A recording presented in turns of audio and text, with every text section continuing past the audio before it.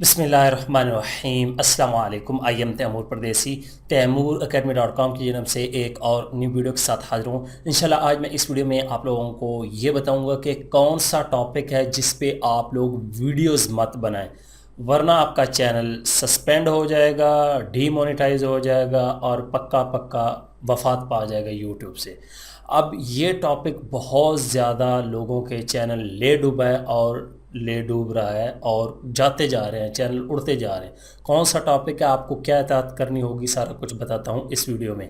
उससे पहले अगर आप लोगों ने मेरा चैनल अभी तक सब्सक्राइब नहीं किया तो पहले सब्सक्राइब के बटन पर क्लिक करके सब्सक्राइब कर लें और साथ वाले बेल के आइकन पर लाजमी क्लिक करें ताकि आपको हर आने वाली न्यू वीडियो की अपडेट मिल सके। तो बात स्टार्ट करते हैं एक ऐसे टॉपिक के जो आजकल ट्रेंडिंग में है और सब यूट्यूबर जो खासकर स्टोरीज टाइप या इस तरह की वीडियोस बनाते हैं वो समझते हैं कि इसी पे सारे व्यूज़ आ रहे हैं और पैसे मिल रहे हैं, पैसे कमा लें। लालच में आके अपने चैनल को बर्बाद करवा रहे हैं, अपने चैनल उड़वा रहे हैं, डिलीट करवा रहे हैं। ये टॉपिक पिछले दिनों होने वाला एक वाक़या है जो पेशावर में हुआ था। आप लोगों को पता चल गया होगा कौन सा वाक़या है।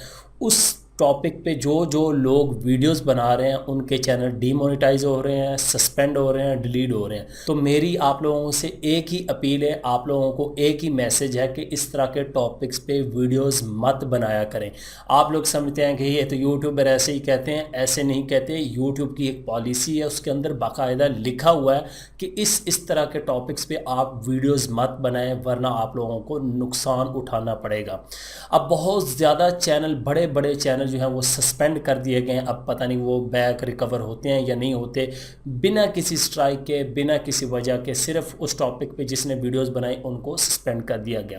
अब बहुत ज़्यादा लोगों की चैनल की जो मोनेटाइजेशन थी उसको बंद कर दिया गया। अब आधे लोगों के साथ ये किया, आधे लोगों को स्ट्राइक सेंड कर दी गई। मैं आप लोगों को यही कहता हूँ कि आप लोग ये ना देखें करें कि जो ट्रेंड है उस पर वीडियोस बनाना स्टार्ट कर दी।